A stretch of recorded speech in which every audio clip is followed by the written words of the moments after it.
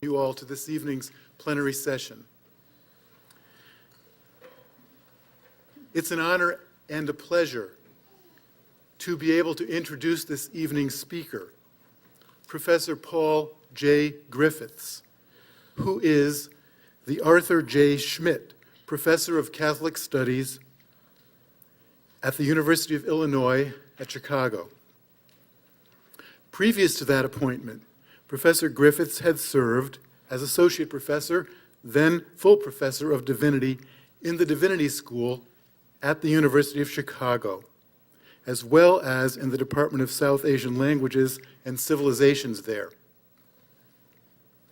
Previous to that, and most importantly, he held a position as Assistant Professor at an even more well-known Midwestern university, or at least the best-known Midwestern university located in South Bend.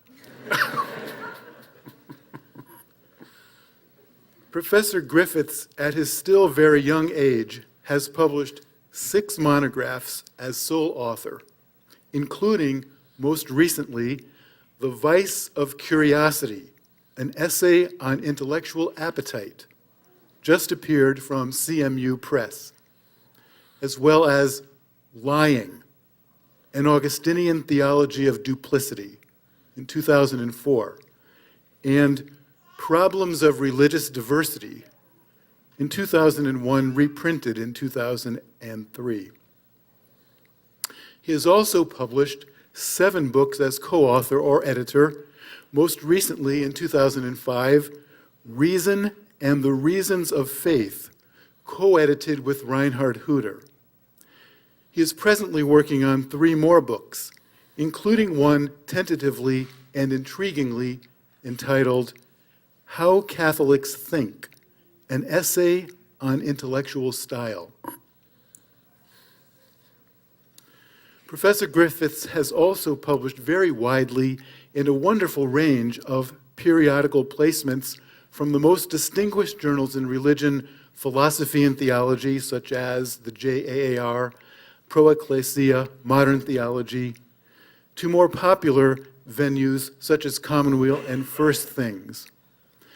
And this range of venues is surely a tribute to an intellect as remarkable for its ability to stretch into the highest and most fascinating reaches of speculative thought, as it is for its ability to make these insights accessible and relevant to the spiritual and intellectual concerns and curiosities, in a good sense, of ordinary layfolk.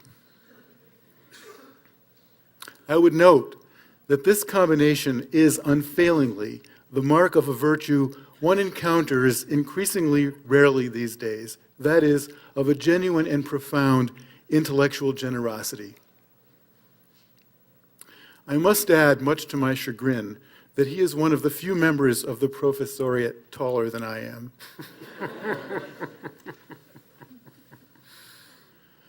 Professor Griffiths will speak to us this evening on the topic, Owning Knowledge, Modernity and the Purposes of the Intellectual Life. And I'm sure you'll all join me in welcoming Paul Griffiths back to the podium at the University of Notre Dame.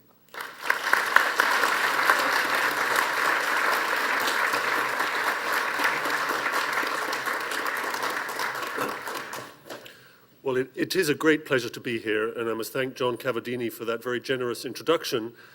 I'm tempted always to look over my shoulder and think, and who is he talking about exactly? It doesn't quite seem to be me, but it's nice anyway. Thanks also to David Solomon for arranging this splendid conference. I've taken part in one way or another in bits and pieces of, I think, 3 others in this lineage of conferences. They've all been stimulating and interesting. And it's a special pleasure, for me at least, to see so many students here. It's nice to talk to one's colleagues, but one gets lots of chance to do that. So it's nicer still to have a more broadly based gathering.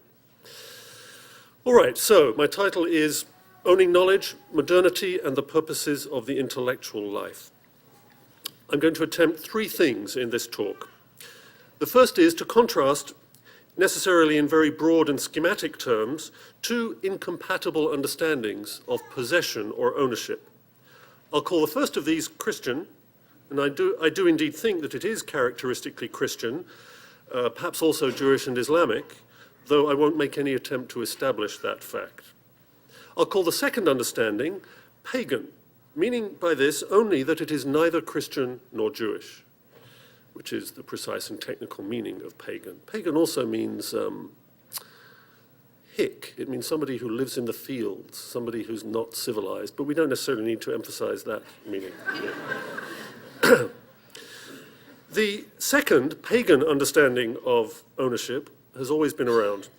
Augustine and Chrysostom both delineate and criticize it in the 4th century, for example, and elements of it are evident in Roman law long before that. But this second understanding is especially characteristic of modernity, which means, among other things, that it is what largely constitutes our legal and moral understandings of property, whether we think of ourselves as Christian or not. Hence the connection to the theme of this conference. Modernity is, among other things, a form of culture that places a very high emphasis upon the desirability of owning things. And I'll come in a moment to the kinds of things that we think we can own. The Christian and the pagan understandings of ownership are essentially and fundamentally incompatible, and it will be part of the point of my depiction of them to highlight this incompatibility. The second thing I'll attempt, then, is an application of these two understandings of ownership to the question of intellectual property. This difficult and interesting phrase, a phrase which Christians, I'll later argue, should think oxymoronic, I understand to embrace two related categories of thing that may be owned. The first is ideas, which are by definition non-corporeal, prior to and independent of any particular expression in words, gestures, music, images, or anything else that gives them a public presence. Intellectual property in this sense is always and necessarily incorporeal, or as lawyers mysteriously prefer to say, intangible. Why focus only on the sense of touch, after all? There are other senses in play, I would have thought. But in any case, that's law speak for you. But intellectual property may also be, in particular, corporeal expressions of ideas, collections of words, daubs of paint on canvas, mathematical formulae glowing on a screen, and so on. These expressions are, we can say, derivatives of ideas, ideas which have taken form and are now present at hand. Intellectual property, according to this usage, may then be property in ideas or property in expressed ideas or both. I realize, of course, that not everyone would agree that there may be unexpressed and therefore incorporeal ideas, and that even among those who think there are or may be, there is likely to be deep disagreement about what account to give of them.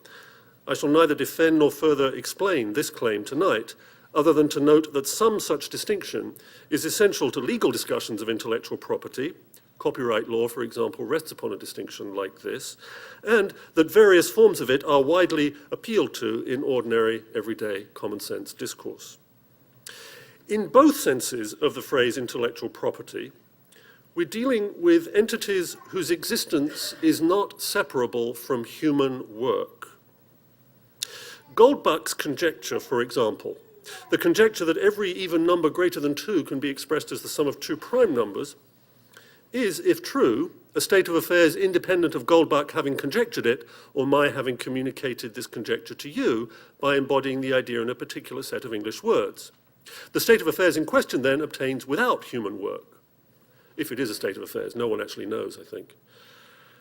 But Goldbach had to do some work, of exactly what kind, it would be complicated to say, in order to come up with his conjecture, as did I in order to embody and communicate it. All intellectual property, then, in the usage I'll give to that phrase, whether it's property in ideas or their embodiments, is property in something to which human work has contributed. It is not, then, as I'm using the term, property in a state of affairs or condition of things that obtains independently of such work. Here I should note that intellectual property law does recognize sometimes the possibility of property rights in just such states of affairs or conditions of things. For example, since the Supreme Court's 5-4 decision in the 1980 case, Diamond versus Chakrabarty, patenting of living organisms has been legally possible. And although that case was limited to organisms modified by human work, the US Patent and Trademark Office has since then issued a number of patents on particular unmodified gene sequences or DNA fragments. patent is, in law speak itself, a form of intellectual property. And it does seem likely that this move toward permitting patenting and perhaps also trademarking of entities or states of affairs that obtain independently of human work will gather momentum. But I won't here use the term intellectual property to cover such things. The third thing that I attempt then, necessarily briefly, is a case study. Given their incompatible understandings of ownership and property, and therefore of how to apply these understandings to intellectual property, as defined, how should advocates of the Christian and pagan understandings respectively think about plagiarism? Plagiarism has no uncontroversial definition, and I rather suspect no definition that makes sense, which goes a long way toward explaining why so many find the idea so puzzling. But a workable minimal one might be unacknowledged taking and public use of others' expressions of ideas. Unacknowledged taking and public use of others' expressions of ideas. On this definition, a very high proportion of all literature and music and painting is plagiarized to a greater or lesser extent, probably all of it. And in uneasy awareness of this, some expand the definition of plagiarism to include reference to what those who perform it know. Perhaps in order to plagiarize, you need to know you're doing it, or to what they intend to do. Perhaps in order to plagiarize, you need to intend to convince others that you're not doing it. But I'll defer consideration of those complications until I come to that discussion. But why plagiarism, after all?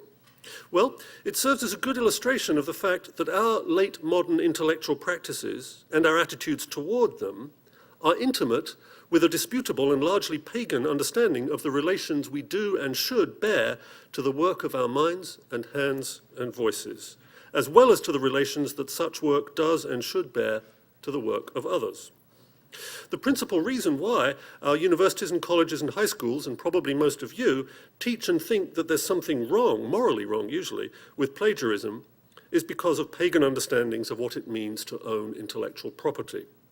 Christians ought not to have such understandings, and an analysis of differences about plagiarism will show, I hope, that understandings of abstract theoretical questions about property do sometimes have direct impact upon pedagogical and catechetical practice, and thereby upon understandings of what the intellectual life is for. The remarks on plagiarism, therefore, are intended as a small contribution to the larger enterprise of thinking about what intellectual appetite is and how it ought to be rightly ordered. So first, in a little more detail, ownership, pagan versus Christian, two understandings. Ownership is a relation that we human beings may have to things other than ourselves. We may also, upon some theories of property owning, have that relation to ourselves. John Locke, for example, thought that the fundamental kind of ownership was self-ownership, from which all other ownership is derived. But I'll leave that aside for the moment. What we own, then, is something other than ourselves. It is our property. So far, agreement between Christians and pagans may extend, but not much further. For pagans, the defining property of ownership is the capacity for sequestration. To own something is to be able to sequester it. To sequester something, in turn, is to set it apart, to separate it, to control access to and use of it, to remove it from the common sphere, the realm of the public, to the realm of the private. The maiden sequestered in her tower by the overprotective father is set apart from, separated from the public world of gallant princes and battles and feasts and weddings. The disputed assets sequestered by the court in a frozen bank account have been definitively removed from access and use until the dispute has been resolved. The vowed religious sequestered in her monastery no longer wanders the highways of the world. The common land sequestered by enclosure is removed from public access and appropriated to the lord of the manor's exclusive use. The book, sequestered from the bookstore to my study's shelves by purchase and relocation, is no longer available for public browsing or purchase by anyone else, unless I choose to make it so. The theorem's proof is completely and unambiguously sequestered in the head of its discoverer until she chooses that it should be made public. Sequestration, then, is what pagan ownership most centrally consists in, and it is a form of control with three aspects. First, there is control of access. No one but you, the owner, who has performed the act of sequestration, can have access to or contact with what you own unless you give permission. Your hands must stay off my car, my books, and my house unless I invite you to touch. Owners, if they choose, may sequester what they own by isolating it from any contact at all with others, and when they do this, they take control of access to its extreme. their property becomes accessible to them alone, like the miser's hoard examined only when no one else is present, or the work of art kept in a private room for the delectation of no one but its owner. More often, access is granted by permission. Others are asked to admire the hoard or the artwork, but even when this is done, sequestration is the frame and the presupposition. Admiration or any other contact with the property in question is granted only under acknowledgement that this is indeed property, an object that may be removed from the gaze of others at any time according to the whim of the owner, exactly because the owner controls it. Second, there is control of use, which involves use not only of the property itself, but of whatever it may produce or give rise to. Whatever uses your property may be put to are for you alone, unless again you choose to grant them to others. Suppose, to return to Goldbach's conjecture, you have an idea about how to prove it. If you own that idea, then any use to which that idea may be put is at your exclusive disposal. You may keep it locked up in your head, or on your hard drive, or on paper in your fireproof cabinet, or you may deploy its elegant heuristics as aids in the construction of other proofs, or I suppose you might set it to music or depict it in oils. Or suppose you own a fertile and purebred bitch, together with a potent and equally purebred dog. They may, if permitted, produce valuable puppies. Because the dog and the bitch are property, the decision to permit them to do so is yours, and the use of the puppies is also yours. As with control of access, control of use may be given away by you, the owner, or temporarily granted to another. Third and lastly, there is control of disposal. Not only do you control access to and use of whatever you own, you may also do with it what you will. You may destroy it, you may give it away, you may keep it hidden, you may display it to all comers, you may, to the extent possible, alter it, deface it, kill it if it lives, improve it, decorate it, nurture it, and so on. Essential to the pagan grammar of ownership is that you are not bound to your property by eternal or inalienable bonds. You may by fiat cease to be its owner, or another possible owner may by force remove your property from you. But otherwise, since your property cannot remove itself from your ownership, it remains yours until you relinquish it or until some other potential owner takes it against your will and without your power to prevent the taking. It remains, that is, essentially passive before you. Now, no system of positive law codifies or recognizes the property relation in quite this threefold way, and all limit the ideal type in various particular ways, of course. You never, as a matter of fact, have complete control of access, use, or disposal of any of your corporeal property in any actual system of positive law. You can't, for example, legally dispose of your old car anywhere you choose. You may not legally prevent officers of the law with proper warrants from having access to your property, even if you wish to do so, and you may not legally use your lawfully owned shotgun in any way that you choose. But any codification of the relation of owners to their property will inevitably be predicated upon an understanding of sequestration as an act of control with the three aspects I've noted, and will treat the exceptions to those three kinds of controls, which it will always find necessary to legislate, as exactly that, as exceptions which need to be justified, exceptions which make sense only against the background of an understanding of what property essentially is, something sequestered for the exclusive access, use, and disposal of some being or beings. Complete, pure sequestration, then, is also complete, pure ownership. And whatever is completely sequestered is property without remainder. Another talismanically powerful word for what aspiring pagan owners seek is dominion. This word, derived as it is from dominus, which is in turn the Latin rendering of the scriptural name of God, in Hebrew the tetragrammaton, indicates the power of a lord to govern or control, most usually land, but also sometimes persons or portable property or other life forms. It is one way of speaking theologically about the relation God bears to the world, the one which requires correction and amplification by others if it is to be rightly understood. And the English version of Scripture, completed by James I's translators in 1611, used the word dominion to label the relation that God grants to human beings over the world and its contents. But when God recedes into the background or is forgotten, the word becomes the standard term for the relation human beings bear to their property, carrying all the mentioned connotations of sequestrations, control of access, use, and disposal. If the pagan owner's aspirations for sequestration and seizure have been realized, dominion is the result. Another way to put this is to say that the pagan owner is a god, or would like to be. The Christian understanding of property is inevitably different. It is axiomatic for us that all corporeal goods are brought into being by God out of nothing and are sustained in being only so long as God chooses to do so. God is therefore both efficient and final cause of all corporeal goods, to use the Aristotelian schema. We can also say that God is necessary and sufficient condition for the coming to be and continuing to be of any corporeal good.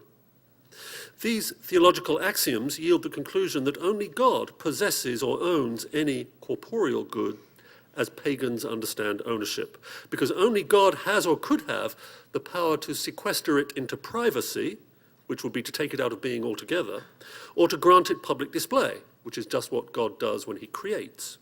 And these, recall, are the defining characteristics of pagan ownership. Augustine, to take an example, makes these points graphically in a sermon on a text from the prophet Haggai. Mine is the silver, mine is the gold, Haggai 2:8. The prophet here speaks in the first person for God, and these words are said as part of a promise that the destroyed temple of Solomon will be restored and that all the wealth of the nations will flow into it. It's of this future wealth that God, in the prophet's voice, declares his possession. But what, asks Augustine, can it mean for God to say that gold and silver are his, to claim, it seems, that he owns them? This question, Augustine says, has been pressed by the Manichees, a heretical quasi-Christian group of which he had himself been a practicing member for some 9 years before his baptism in 397, and used by them as an argument against identifying the God of the Old Testament with the God of the New. How, they had asked, can a God who owns gold and silver be the same God who rejected Mammon in Luke chapter 16? In response, Augustine says that gold and silver, like all corporeal things, are created goods. This means that God called them into being and distributed them so that some have them and some lack them.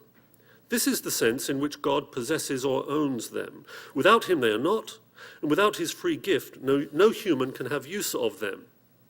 This is also why, says Augustine, and he's preaching a sermon about these words, so he needs an exhortation at the end, and the exhortation is that when God commands almsgiving, he's not talking about giving away your own stuff. No, he's rather talking about giving away what's already God's. The typical preacher's exhortation to charitable acts. But a strong one, I think. So much then for the theological point. God is sole owner, and we are granted use of what he owns for a shorter or a longer time. The only things we can give away and the only things we can possess are what are already God's. But of course, this use is regulated by human positive law. The law of the Roman Empire for Augustine, for us the law of the USA or England or Canada or wherever. What account does Augustine give of these laws? He typically approaches this by contrasting the human rights enshrined in the laws of kings and emperors with the divine rights written into the fabric of the cosmos by the act of creation. The former, the laws of the Roman emperor, for example, do indeed grant property rights. But the fact that they do so and the way in which they do so, which includes the sanction of violent punishment up to and including death for offence against the law, and which includes as well the enforcement of patterns of use of corporeal goods that entail the poverty and suffering of many in ways that directly contravene God's intentions for a justly ordered human society, a res publica, all that is an effect of the fall, he says. It's only because of human sin, both inherited and actual, that such laws are needed. They are not needed under the first grace, the graceful gift of creation. Adam and Eve owned nothing.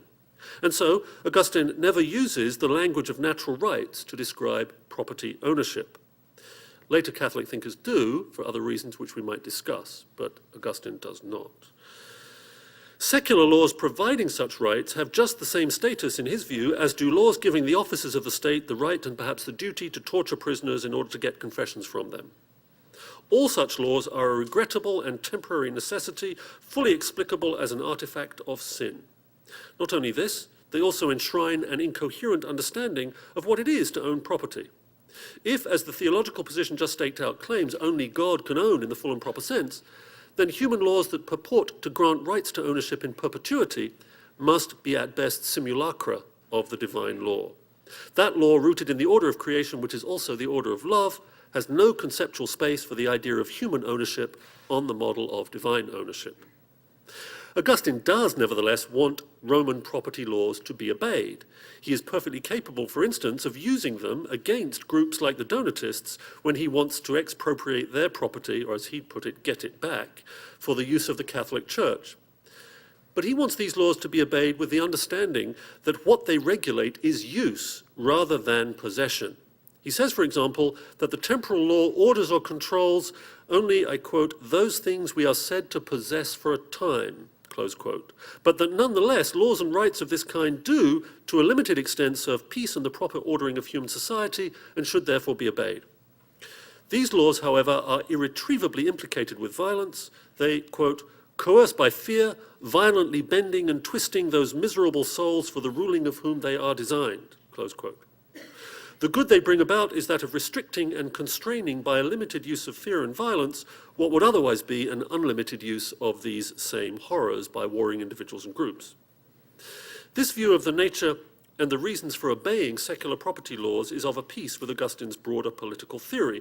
But the point of interest for us is that secular laws governing ownership do not, for Augustine, establish a natural right to property, and typically mislead both those who make such laws and those who must obey them into thinking that human ownership ought to be understood as though it were like God's. It ought not. Human ownership reduces without remainder to temporary use of corporeal goods given freely for such use by God. It is not a matter of sequestration's power of control, but rather one of grateful receipt of gift. Substantially similar understandings of what it means to own property can be found in the vast majority of Christian thinkers from the 4th through the 15th century, even if the language used to express it is sometimes very different. On this Christian view, then, use is the most basic category through which to interpret possession sequestration. We possess or own corporeal things only temporarily by courtesy and convention, as stewards of gift. Any stronger concept of possession would approach and infringe upon an understanding of ownership that is proper only to God.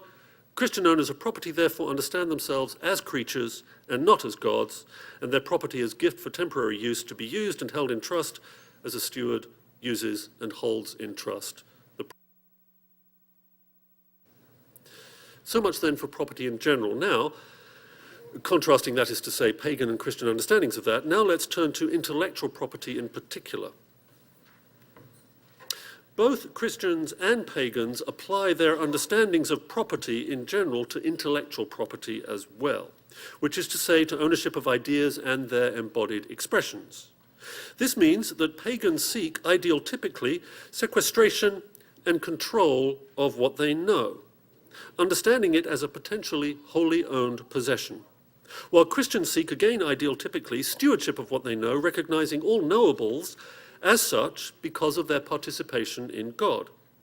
Each, meaning each pagans and Christians, needs a particular pedagogical regime in order to discipline the intellectual appetite so that it resonates and accords with the understanding of intellectual property that each has. These regimes will inevitably be different, which means that Christians and pagans, and recall again that these are labels of convenience for ideal types, not nuanced historical descriptors, Christians and pagans will advocate and attempt to institutionalize different intellectual practices, which is to say, different methods of teaching, learning, discovery, invention, and display. These practices won't be different in every respect. Common humanity and a common human environment ensure significant similarity, a similarity which Christians have often recognized by noting the importance of what is to be learned from serious engagement with the expressions of what pagans take themselves to know. Augustine reads Virgil, Aquinas reads Aristotle, Jonathan Edwards reads John Locke. You may quibble a bit with talking about Locke as a pagan, but we could discuss that if you like, and so on. But Christian and pagan pedagogical regimes nonetheless differ about matters of importance, as we'll see in a moment when we turn to the question of how each understands plagiarism. But before doing that, I'll say a few words about the approach to intellectual property that characterizes pagans and Christians. First, with respect to objects of knowledge and ideas about them. Second, with respect to method for arriving at knowledge. And third, with respect to expression of knowledge. Objects of knowledge are, for pagans, ideal-typically discrete, passive before and transparent to the gaze of the knower, and capable of being fully known by the ideal knower who has been catechized in the right way. Knowables are understood to form an ordered ensemble, and spatial metaphors are likely to be important to pagans in thinking and talking about them. The ensemble of knowables may be laid out on a grid and represented in spatialized charts and diagrams, as, for example, Peter Ramus did or tried to do with all knowables in his lectures and publications in the 16th century, and as our high school and college textbooks still often attempt. A pedagogical regime aimed at arriving at correct ideas, which is to say knowledge of such knowables, will begin with an emphasis upon demarcation by definition of the particular that is to be known, demarcation from all others. This is a gesture of separation, of cutting the thing to be known out from the herd of other things to be known, roping and hog-tying it, and then, by gazing closely at it, coming to know all there is to know about it, arriving at exhaustive knowledge of it. This act of demarcation by definition is precisely analogous in its form to the legal act of defining property. In order to know just what is owned, sequestered, controlled, remember, it's essential to know what makes it what it is and not something else, what separates it from other potential property. And so lawyers drawing up contracts must spend a good deal of time in being as definitionally precise as possible about what is owned. Boundaries must be established, lines drawn, definitions offered, and so on. So also with the first steps in coming to know what there is to know, according to the pagan intellectual property model. Demarcation by definition then provides the groundwork, the fundament, on which the edifice of knowledge is then built in a disciplined manner, following a methodic blueprint that will guarantee success. Classic analyses of this approach can be found in, for example, part 2 of Descartes' Discourse on Method, in the opening sections of Francis Bacon's Novum Organum, and in Locke's essay concerning human understanding, all from the 17th century. There are earlier routes, but this interest in arriving at a completely reliable method for mastering and thereby owning ideas is very characteristic of early modernity. So also are its applications, as for example in Spinoza's Ethics, composed in the late 1660s and early 1670s by way of a more geometrico, or geometric method, whose axioms and demonstrations were intended to express, in a way convincing to others, complete and accurate understanding of the topics it treated. No one writes like that anymore, thanks be to God, we might say, of course, and no one, not even Spinoza, ever thought that the method evident in the Ethics was suitable for investigation and presentation of contingent historical questions, for example.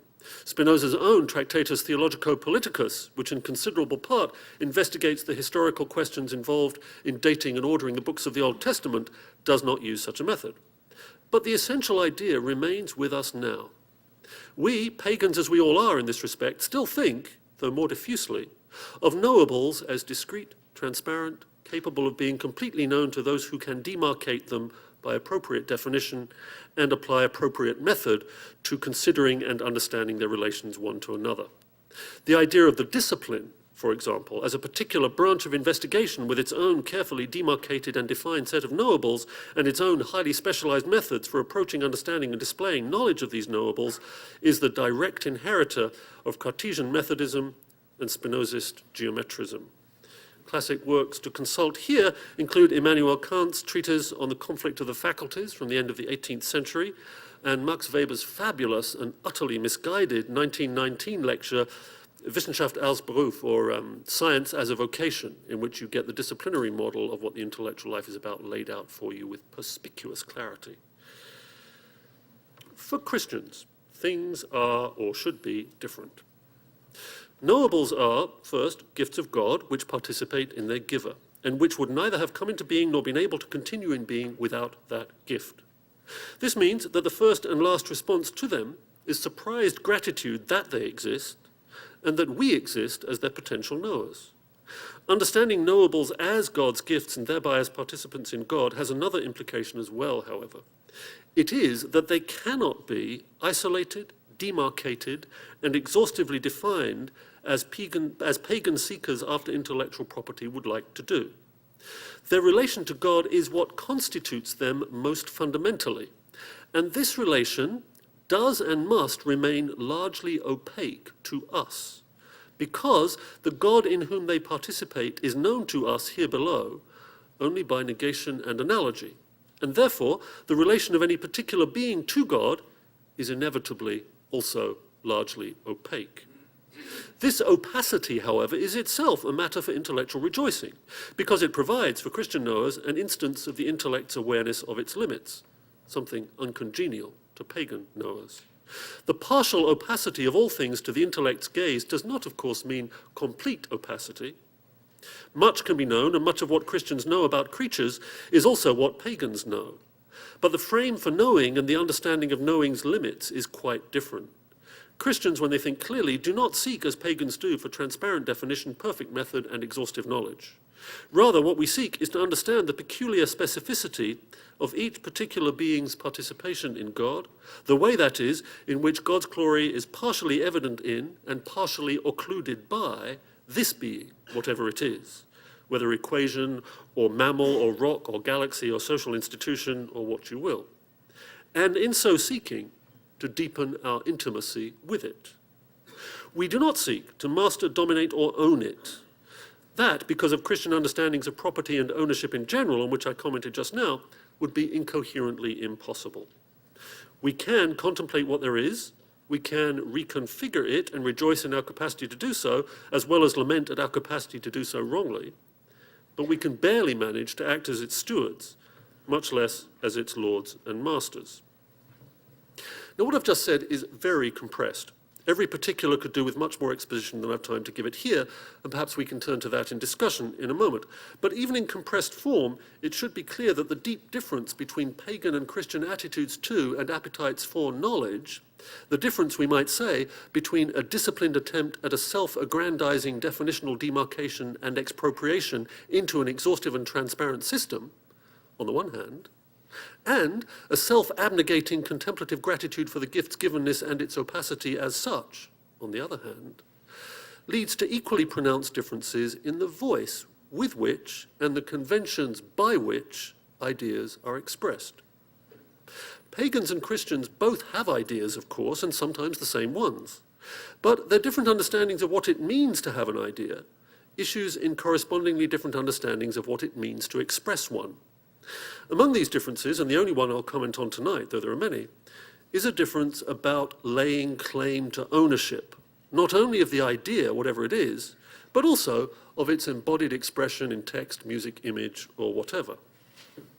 Christian knowers, when, for example, they write under their own names or sign their paintings, do it not because of an interest in ownership or credit or glory or praise or reputation or tenure, but for some other reason, to signal lineage, perhaps, or participation in a certain kind of authority. And these things can sometimes be better done by writing anonymously, as a Carthusian, perhaps, as the Carthusians always used to do. They would not identify their ownership of their works by name, but would attribute it simply to a member of that particular religious order. Or sometimes by writing pseudonymously, by taking somebody else's name, or, much the most interesting case, by engaging in pseudepigraphy, which is to say, writing under some other real person's name. We've had some discussion already at this conference of pseudo-Dionysius. That's to say, Dionysius the Areopagite, or rather, somebody from the 5th century writing under the name of Dionysius the Areopagite. That's pseudepigraphy. But for the pagan knower, it will be fundamental and essential to lay explicit claim to ownership of expression. And the literary phenomena I've just mentioned, pseudonymous, anonymous, pseudepigraphic, those literary phenomena will be regarded by pagans with a deep moral suspicion. And the fact that most of you probably regard them with just such a suspicion shows, or at least suggests, that most of you are pagan in your sensibilities about ownership of the expression of ideas at least, and perhaps about the ownership of ideas as well. I'll illustrate this point now by saying in the last part of my remarks tonight something about attitudes to plagiarism, of both a legal and a moral sort. Let me remind you then of the minimal definition I earlier suggested of plagiarism, the unacknowledged taking and public use of others' expressions of ideas. Plagiarism in this sense is not a legal category, and therefore does not, ex definitio, label a legal offence. Unacknowledged taking of this sort becomes an offence in law only when it involves copyright infringement, which more often than not it doesn't. Shakespeare, although he frequently and massively engaged in plagiarism as defined, committed no legal offense in doing so because there were effectively no copyright laws at the time. The first remotely systematic English copyright law was the Statute of Anne, passed in 1710 or 1709, Old Style. And to take a more recent case, from the sublime to the even more sublime, when Bob Dylan, in his most recent album, Modern Times, released a few months ago, used and therefore took, without acknowledgement, some lines verbatim from the Victorian English poet Henry Timrod. Go look him up if you don't know him, he's not a very good poet. What he took was not protected by copyright and was therefore free for the taking, at least legally speaking. Plagiarism, of course, may be, and sometimes is, infringement of copyright and therefore theoretically actionable at law. But illegality is not, in the minds of those who think there's something wrong with plagiarism, what they think is wrong with it. It is true that the 20th century saw an enormous expansion in the proportion of words given public expression in writing coming under copyright's protection, as well as of intellectual property more generally. But still, there's quite a lot in the public domain, though it gets less all the time, and this gets plagiarized just as much, if not more, as what's not or no longer in the public domain. Pagans are unanimous, however, in their condemnation of plagiarism, in spite of the fact that it is usually legal. Our universities and high schools don't like it. An enormous pedagogical effort is spent on defining it and trying to explain to puzzled students what it is and why they shouldn't do it. Some universities have a standard definition of plagiarism, require its mention or quotation in every course syllabus, and threaten students with dire consequences should they be discovered to have indulged in it. There's a very close rhetorical functional analogy between the way the Victorians used to write and think about masturbation and the way we write and think about plagiarism. I recommend some examples, but I won't go into them now. Right. And at higher levels, at higher levels, a substantiated accusation of plagiarism can cause serious damage to a literary or academic career. A very recent example, just this week, is the accusation of plagiarism leveled at the English novelist Ian McEwan, publicized in the New York Times a few days ago. Several sentences in his novel Atonement, an excellent novel in my judgment, appear to reflect very closely sentences in a memoir of early 20th century training as a nurse in England, published in the 1930s. It is certainly the case that such accusations are increasing in frequency because of technological changes. Google and its like make it increasingly easy to search for verbatim equivalencies across enormously large textual databases. And I have visions, probably accurate, of legions of eager searchers for evidence of plagiarism hunched over their keyboards, waiting for the new book from the famous novelist or academic of your choice to see whether he or she, too, can be caught in this net. And for an especially Orwellian example of this, I recommend that you consult the website turnitin.com. This provides a service to teachers and high schools and colleges and universities. They can type in suspicious-looking sentences or paragraphs from student papers and receive back almost at once a, quote, originality report, which highlights phrases and sentences in different colors according to the degree of verbal similarity they bear to material available in the database, which is vast. The whole thing is quite terrifying, and I've no doubt that most literature written before the 18th century and very much since would, by the standards of turnitin.com, come back glowing a radioactive red for... Now, I'm making a joke of this, but it's actually serious. So while it's common to find excuses for plagiarism, usually of the I didn't realize I was doing it variety, it's rare to find a defense of it, which is what I want to provide. We are, almost all of us, united in icy disapproval of those who take and make unacknowledged use of words uttered or written by others, and of course also of those who do analogous things with paint or music or dance or film. But why? What are the grounds for such disapproval, really? There are two principal ones, I think, and a third subsidiary one. The first ground for disapproval is that plagiarism is theft, which is to say that the unacknowledged taking in which it consists is no more and no less than a taking of someone else's property, namely the property of the one whose expression it is. On this view, and it comports beautifully with the pagan understanding of ownership and intellectual property I've been talking about, the words spoken or written by Aristotle or Aquinas or Pascal or Abraham Lincoln are their property, whether they're dead or alive, and whether or not they notice its use by someone else. Even if then you can't ask them for permission to use their words, you're obligated by the fact that the words belong to them to acknowledge the use you're making of them. This pattern of thought is what informs the frequent use in academic honor codes and the like of comparisons of plagiarism to the theft of material goods. And we are encouraged in this way of thinking by the legal view that words can indeed be owned and thus stolen, and that it is only an accident of history that results in some words not being actually legally owned. This ground for disapproval of plagiarism, then, likens the plagiarist to a thief and requires acknowledgement of the act of taking and using in order to turn thievery into morally appropriate homage.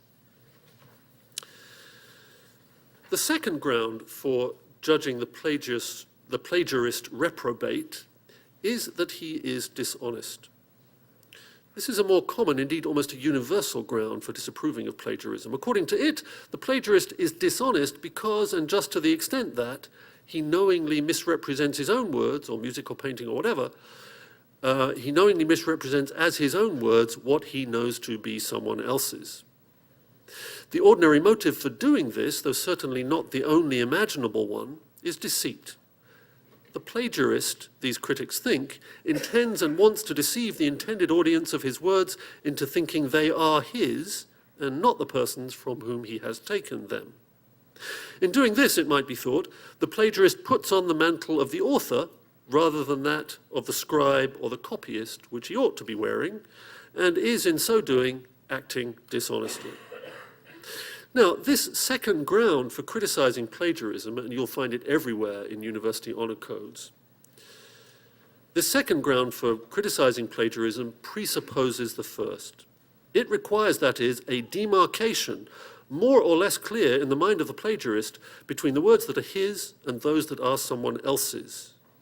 Only with such a demarcation in mind can the act of deceitful misrepresentation, which this second ground for criticizing plagiarism takes to be its characteristic wrong, occur at all. And this is why, surely, so much pedagogical effort has to be devoted to clarifying this distinction in the minds of our students. Unless we can convince them of it, they won't be potential plagiarists. And we, pagan lovers of intellectual property that we are, regard it as a mark of intellectual maturity to be a potential plagiarist. That is to say, to be clear about what's yours and what's not. Hence the rococo elaborateness of university codes providing instances of plagiarism. Since it's obvious to no one, neither faculty nor students, when one should and when one should not acknowledge taking and using a form of words, because the definition of plagiarism offered does not yield remotely clear criteria for application, instances must be multiplied, distinctions subdivided and elaborated, and catechetical effort unremitting. And among the results of this is that the anxiety of influence becomes the paranoid fear of becoming an unwitting plagiarist. I should credit Bloom, of course, with the phrase anxiety of influence. It's the title of a book by him, Harold Bloom, I mean, in case you think I'm plagiarizing the title. And still more troubling, the very activity of reading and thinking and writing becomes constrained by and ordered to the need to avoid an offense that otherwise may all too easily occur. There is also a third rationale for criticizing and punishing plagiarism, which I'll come to in a moment. Before doing that, though, let's pause for a moment upon these intimately linked understandings of plagiarism as theft of another's property, on the one hand, and as an act of deceitful misrepresentation on the other.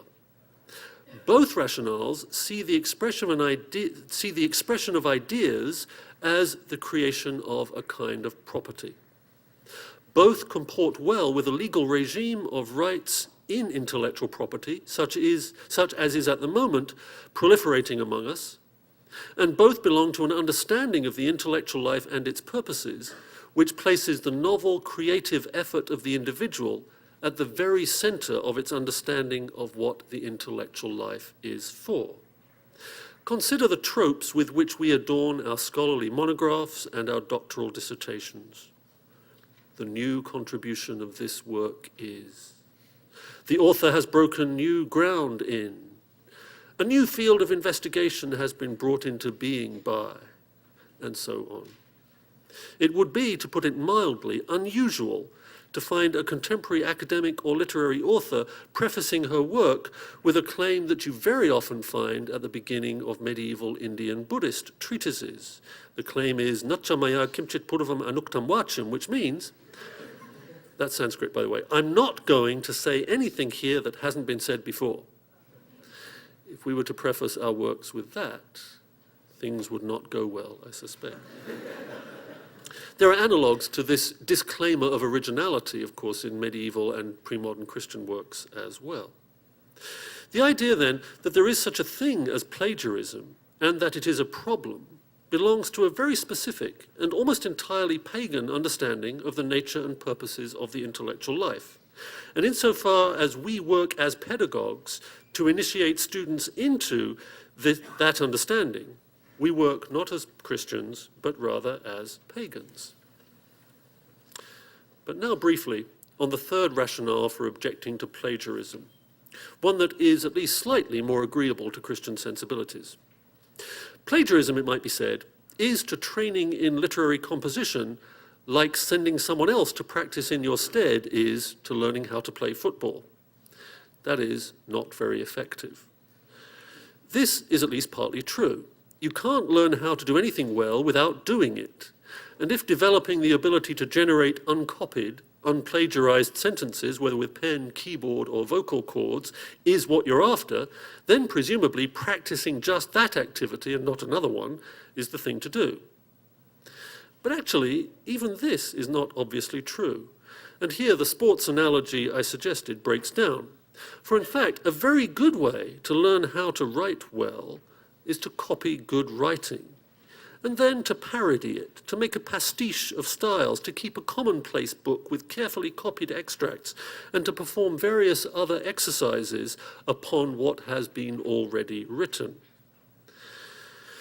For most of these exercises, the distinction between your words and those of others need not be very important, or indeed not important at all. What is important is the expression of beauty and truth, not the question of who first uttered or wrote the words, not the question of whether your words are paraphrase, commentary, quotation, or a mix of all three upon somebody else's. Learning how to write is or should be pretty much like learning how to play the piano. 5-finger exercises upon the work of others is where it starts, with imitation as the greatest virtue. And free composition by variation on and homage to what's already there is where it ends, as for example, in the succession that runs from the preludes of Bach to the preludes of Chopin to the preludes of Messiaen. Neither originality nor ownership are to the point from a Christian point of view, and so neither is plagiarism. The literary compositions of the fathers of the church, for example, are tapestries shot through with, and often largely consisting of, unacknowledged borrowings of the ideas and expressions of others, as are some of the greatest works of English literature. I've already mentioned Shakespeare. I recommend the consultation of North's translation of Plutarch in your left hand, which Shakespeare knew, and Shakespeare's Antony and Cleopatra in your right hand for a classic example of plagiarism. Great stuff on both their parts. I've already instanced Shakespeare then, but I'll now add, as an equally entertaining case, Lawrence Sterne's Tristram Shandy, which is one of the great works of English literature, but is about 1/4 plagiarized direct. There's much discussion about why, unacknowledged, of course, by Sterne. Much discussion about why, but it provides a wonderful case study of what can and can't be done in this way. We also tend to obscure from ourselves, by our editions and translations of pre-modern Christian work, the extent to which they were what we would call plagiarizing, by signaling for our own benefit what comes from where. So that, for example, in an edition or translation of Augustine's work, you will find supplied for you references to scripture. You will find supplied for you references to other works that he's quoting and using Whereas in the fabric of the text itself, very, very often, these are simply woven in. They're not signaled as belonging to somebody else. We tend to not notice that because our editions, translations, because of our needs, signal them. So the tapestry that you find of pre-modern Christian literature is not very interested in citation or location of originals. Sometimes it is for other reasons, but not for the ownership reason. I conclude then that none of the three principal rationales for a moral and practical ban on plagiarism are remotely convincing, without acceptance, that is, of an understanding of intellectual property which has no place in properly Christian thought about the purposes of the intellectual and literary life.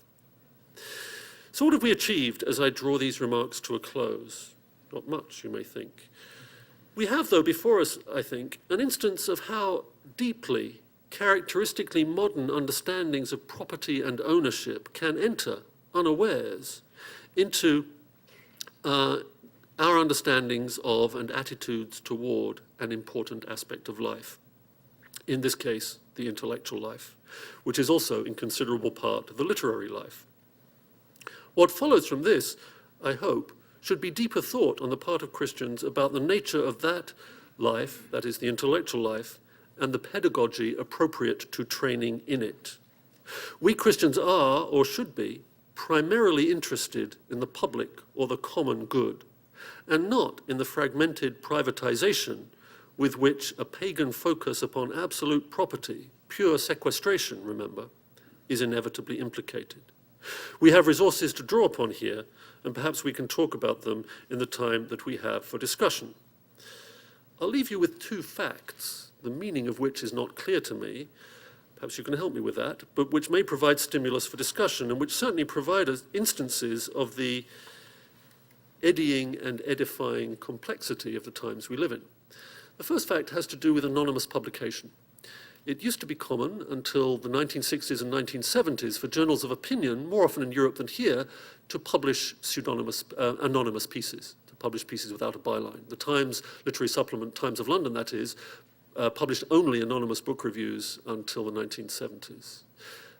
But the first fact I want to leave you with is that as far as I can tell, in the English-speaking world, there is now only one large circulation journal of opinion and comment whose standard policy it is to publish without bylines, and that is The Economist. And I recommend you to their website for their discussion of why they do that. It's a fascinating object. But it too makes appeal to the common possession of ideas and to the principal value of clarity, beauty, and order of expression without attribution. But why The Economist, I ask myself. You can maybe help me with that. Second fact, and last one. At the beginning, or toward the beginning, of Augustine's treatise De Doctrina Christiana on Christian teaching, in which he lays out a pedagogical program and an understanding of what intellectual work is and is for, he famously discusses the idea of certain gifts that can only be possessed if you give them away. And he adds that some of these gifts are of a kind that do not give out or get exhausted when you give them away. He has in mind things like teaching, right? To give teaching away is the only way you can be a teacher. And when you do give it away to students, that doesn't mean you lose it. It just means they've got it too, right?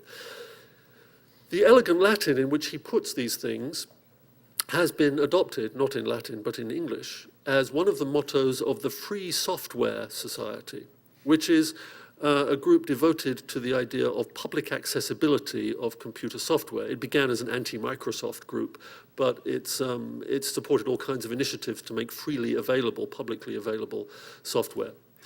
So there you have an instance of the continuing life of an early 5th century writing, a late 4th century writing, De Doctrina Christiana, in the precisely postmodern world of the availability of free software.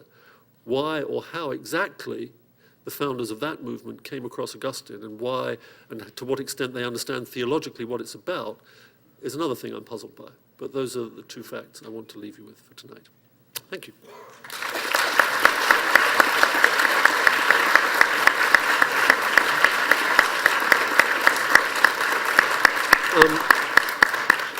We do have time for discussion, and John and I agreed that I would handle my own questions. I'd be very glad for any questions, comments, disagreements. I think we have the microphones. Should we use those? Probably, yes.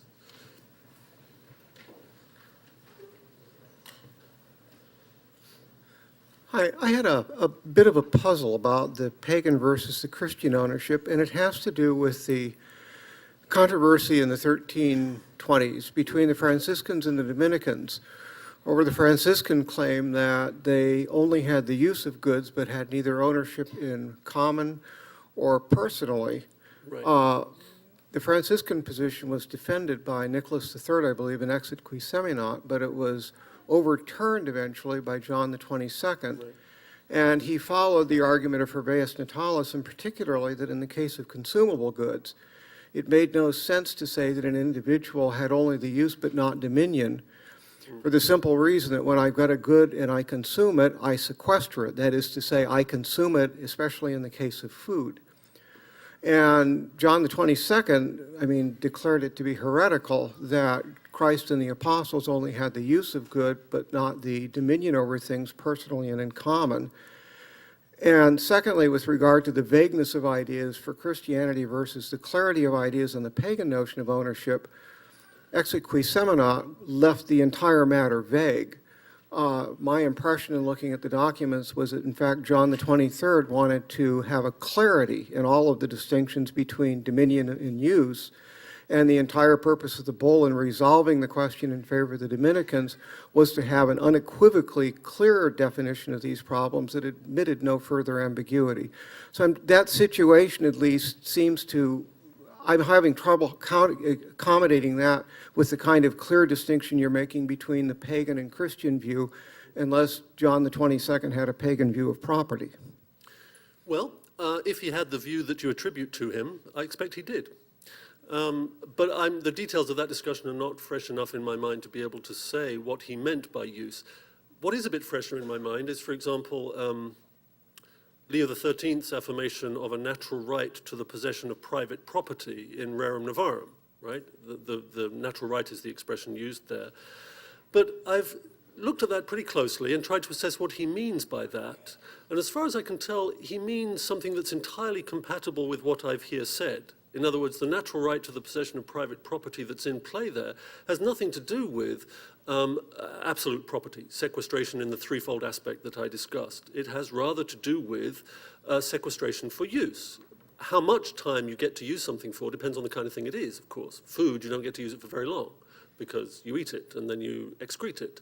But land and houses and pots and pans you get to use for longer.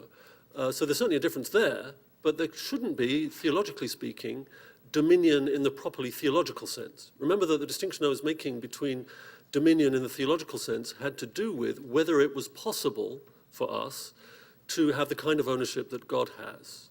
And my claim, I take it pretty self-evidently, is that it's not. So the question you raise about the Franciscan controversy, which certainly bears more study than I've given it, would be to look closely at what's precisely meant by the difference between use and dominion in that discussion. A recent analysis by a Protestant scholar, Oliver O'Donovan, is interesting on this. He takes a line on it that's roughly in accord with what I've here said, but I can't judge whether he's accurate or adequate to the sources. So there's a topic for further discussion there.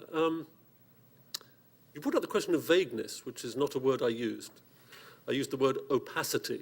Okay. Which is very different. In other words, there is clarity possible about some things and not about other things.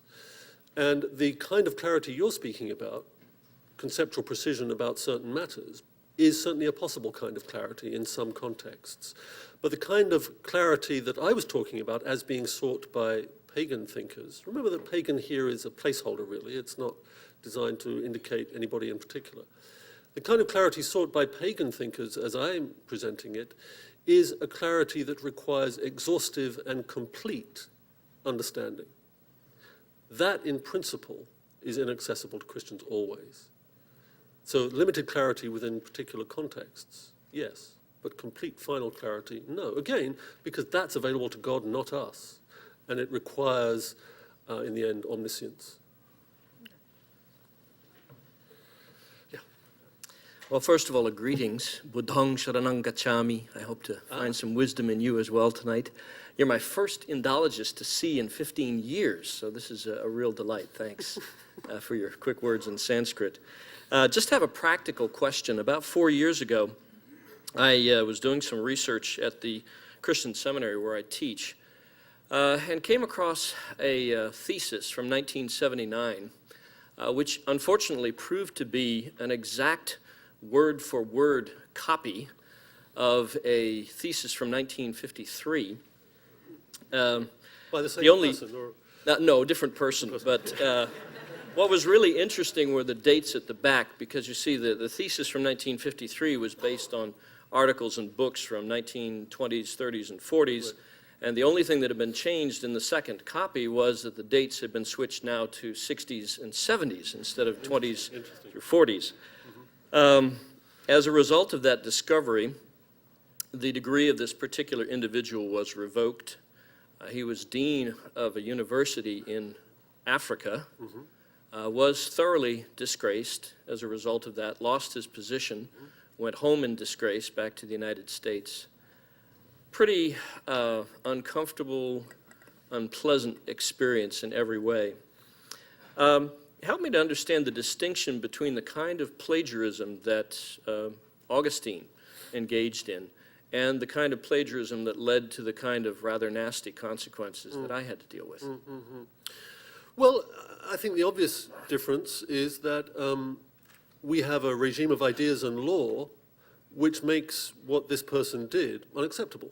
And so, given the criteria for the granting of graduate degrees, let's say, by American or European universities, what this person did should result in the revocation of the degree, because this person didn't do what we say they should do. But the reason why we think differently about this than many pre-moderns would have is just because there's been a development in the understanding, I think a negative one largely, a development in the understanding of what it is to own and how ideas about ownership relate to intellectual property. So that whole regime, part legal, part conceptual, is what we now have. This is an artifact of modernity. We are in it. Alistair said this last night. Indeed, we are. We're in it. We're in this, this regime produced by modernity. We can't easily get out of it. So what I'm trying to do is to suggest that it's at least good to be aware of what it is we're in, to be aware that when we make judgments like this person plagiarized, therefore is unworthy in some way, we're doing so on the ground of understandings of this sort. And that the extent to which we're doing that is something that should be up for question. But how then to respond to particular institutional settings like the one you described is another matter. We can't simply step outside those and say, oh, but that's fine, we like this. That's not an option. But there's a longer trajectory here, that if we begin to think differently over time, our institutional forms and our pedagogical regimes will also change. So that doesn't answer the question, but it at least indicates why it's like that now. Right. Yeah. Yes, let me first thank you for this very, very fascinating talk you gave. When I try to put this into the context of our conference on modernity, my hypothesis would be that you are trying to encourage us to become more ancient Christian-like, that is, forget a little bit about our egotism and vanity, about our authorship, and relearn, considering the truth that we suck out of our brains as a common property and treat it that way. Now, when I understand it that way, I have one little puzzle, and maybe you can help me understand that. To my mind, when I see Christian authors in the patristic times publishing or writing things under their name, I don't know, I'm not a historical scholar how that really worked, but it seems to me that their having their names, even throughout the centuries, had not only to do with a claim to property, with some kind of appropriation, some kind of egotism, but also with a sense of accountability, of responsibility. Gee, if I made a mistake, I want to be the one who stands to be criticized, and I do not, I mean, if some people publish something under the name of an Orthodox monk, we have things like that, he has to be pretty sure that he really speaks the teaching, which is sometimes a dangerous thing to do.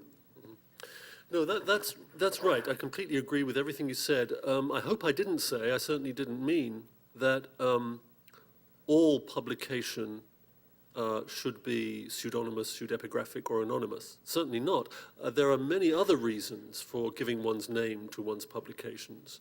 And some of them might be to indicate a particular kind of authority, the authority that a bishop might bear, for example, or the authority that a monk might bear. And there might be others too. There might be certain accountability things or relationship questions, lineages and so on. So I certainly don't mean that attaching one's name to one's writings is always wrong. What interests me is rather the reverse, the fact that we find it almost impossible to imagine not doing it. That's what's more interesting to me. And the trajectory I've looked at historically shows that we've become increasingly more and more uncomfortable with these other modes of non-attributed publication. So I fully agree with you, but there is that movement. Yeah, just wanted to suggest that perhaps we as Christians do have a kind of dominion over our property. As you talked about the dominion that God has, at least a significant part of that was that he's made the world. And we as bearers of God's image are the kind of things that take the world that God has made and we make things out of it. We take the talent and imagination and creativity that he's given us and we make symphonies and paintings and whole worlds of fiction. And though clearly we don't exert the same kind of power over those things as God does over us and the world that he's made, I'd still like to say that the creative aspect that he's given us is not insignificant and may lead to at least a kind of analogous dominion that would have an impact on the way we think about property. Yes. I suppose it depends, how one goes with this depends upon the weight you wish to place upon the difference between divine creation and human makings. I'd want to place a great deal of emphasis upon it because human makings consist always of reconfigurations of what there is and thereby revelations of the beauty that there already is. Divine creation, by contrast, is ex nihilo. And that makes all the difference in the world. So then the question becomes, well, okay, certainly we agree, you and I, that human making is a rich and wonderful thing, and that we are the kinds of creatures who have vast capacities in this respect. Excessive capacities, I think, in the good sense of excess. Far more than we need, that sense. That's right. What should that lead us to think? I don't myself think it's at all helpful to think of to have that realization lead us to assert dominion over what we have made. So that if I write something, or if a composer composes a piece of music, that writing and that piece of music are, by definition, no longer mine, if they ever were. They're out there. They are part of, I hope, the resonant beauty of the public domain, which participates fully in God. So I get uneasy about dominion language, because dominion language has now, may not always have had, but has now, a deep connection to the kinds of thinking about property that I've tried to describe. I think we need to worry about it. But we may not be disagreeing substantively so much as rhetorically here, I expect, right? Yes? Well, I really meant to raise the same question as the previous questioner, and I think it's a very significant one. Even though as you say, the difference between our making and God's making is in one sense infinite, it's still analogously very similar.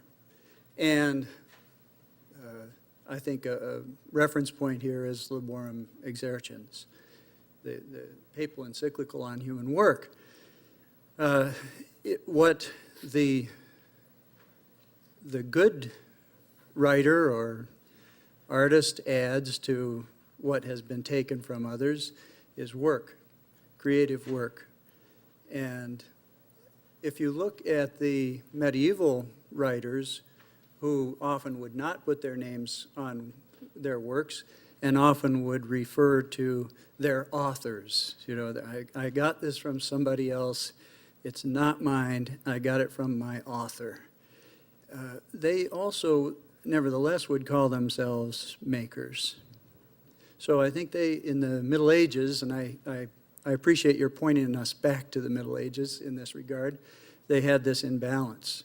it both is mine and is not mine. And I'm reminded of a line in Midsummer Night's Dream where one of the lovers said, Demetrius is like a jewel, mine own and not mine own. Right. So I think that may be the attitude that we're aiming for here. And I just want to add that the poet T.S. Eliot said that bad poets borrow and great poets steal. And I think what he meant by stealing was working the material and making something new from it. And that he was right to put his name to the poem, even though he stole from Augustine. Yeah, again, I don't deeply disagree. I said, and we would all agree that human beings are makers. And I like very much the mine but not mine image you mentioned. If we were being suitably post-structuralist, we would say that we assert ownership under erasure, which is saying the same thing, really. We assert it, but then we erase it. That's right, but then that, I think, does cohere with what I was saying, which is that dominion, absolute ownership, in the pagan sense, is not possible for us. That doesn't mean we don't rejoice in our capacity to make. Of course we do. But that's only a capacity to rejoice in when it's understood for what it is, which is participatory and responsive, not ex nihilo. So I think we probably agree. But the language is important, I suspect. Did you have a question? Yes. No, you're just like, okay, yeah. Thank you very much for a delightful and provocative presentation.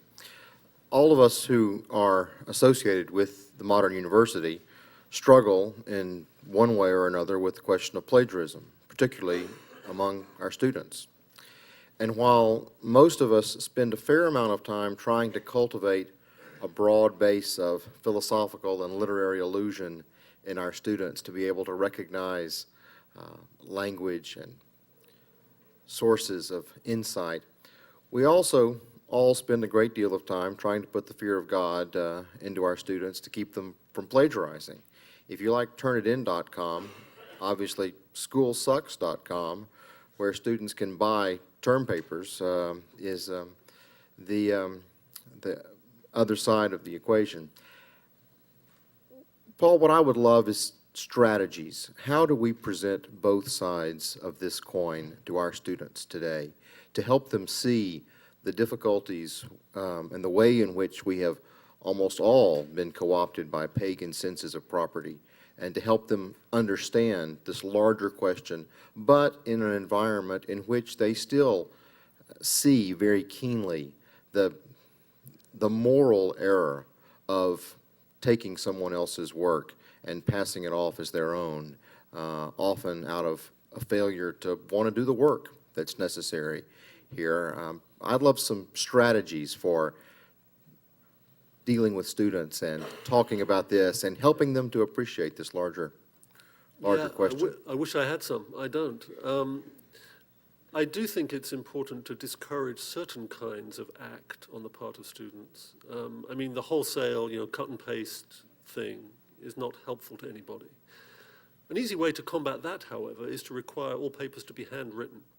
You'd be surprised how much that discourages some of the more automatic kinds of plagiarism. And then there's also a physical connection with what's done in a different way and so on. But you raise a much deeper question than that. And all we can do, I think, all I feel I can do at this stage is to talk about this with students, to get them, as we read pre-modern works together, to think about how these guys are using the materials they're deploying and why they're doing it differently from the way that we do it. And to publish and write things like this that raise the question in a broader sphere. But that's a very long-term and not very helpful thing. And why do students do this stuff? Because they, just like us, are entirely in the grip of this broadly instrumentalist attitude to education. Why am I here? I'm here to get a grade. How do I get the grade? I'll figure out how to do that. That's just the way it is. And so one can only chip away at that, I think. But one important thing to do, I think, is to get them to think hard about how these guys do it, how we do it, why it's different, should it be different, what does that mean? That's helpful, but it's a very limited thing. Yeah. I'm all kind of on the same lines. I'm actually sitting on a committee right now about academic dishonesty and writing up one of these horribly long policies that you're talking about. I was listening to the way you classified how we think about plagiarism being wrong and the three categories you gave, and I thought of something that may fit into the third category, but I'd just like your thoughts on it. It might not. One thing in our policy that keeps coming up is the idea of the integrity of the university. And an institution that measures students on a certain skill, evaluates them, and then gives them a degree, if they are plagiarizing, right, even if they're doing it in a way like, Shakespeare and Plutarch, right? I mean, at the end of the day, Shakespeare writes something, the public sphere reads it, we enjoy it. I think there might be the parallel might not work with the university, right? And if somebody cuts and pastes a bunch of things together, and, I give them an F, but it happens that it's put together in such a way that we all enjoy reading it, it gets out in the public sphere or something, I mean, great, but they're not doing it to put it out in the public sphere, they're doing it, as you say, to get the grade. And if we don't take that seriously, and I'm not saying you don't take it seriously, but I wonder if I can say something about when you have a university, an institution, that it is harmed not because it's like stealing, not because of the dishonesty, but just because the legitimacy of that institution is so severely threatened by that kind of activity. Couldn't that be a way of saying this is what makes plagiarism so wrong?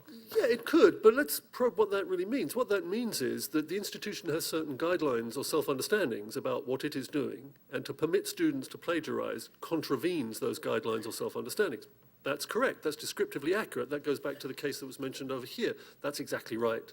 But my question is, are those the right guidelines? Should universities be thinking of themselves in that way?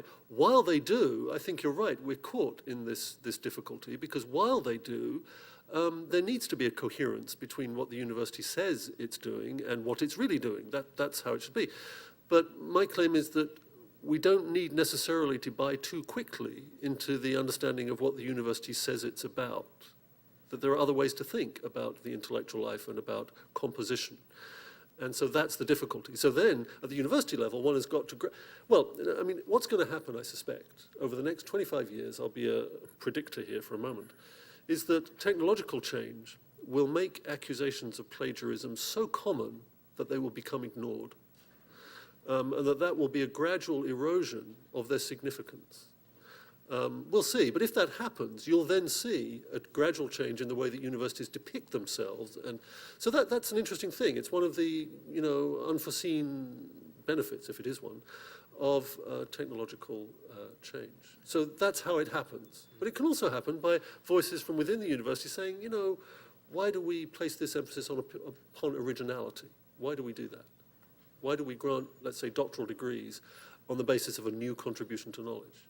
That is very rarely discussed. It's taken to be self-evident why we do, but in fact it's not at all self-evident. And then that filters down into the undergraduate level where we only pretend to require originality, because everybody knows really it's not going to be original. So, right. So, Friends, lest we work our speaker too hard, let's have one last question, and we can we can work informally after that.